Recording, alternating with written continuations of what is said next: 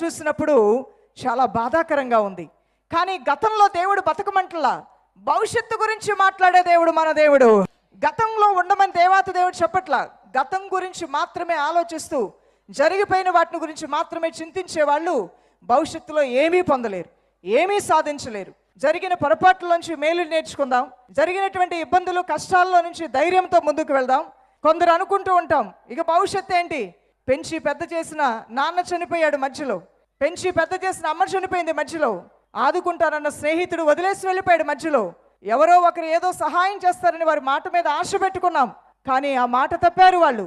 ఉద్యోగం వస్తుంది, లక్షలు కట్టాం, కానీ ఉద్యోగం ఇస్తారని ఆయన ఎక్కడికి వెళ్ళిపోయాడో తెలియదు. షీట్లు వేసుకున్నాం, కానీ కోట్ల రూపాయలు తీసుకొని పారిపోయాడంట. ఇక మా భవిష్యత్తు ఏంటి?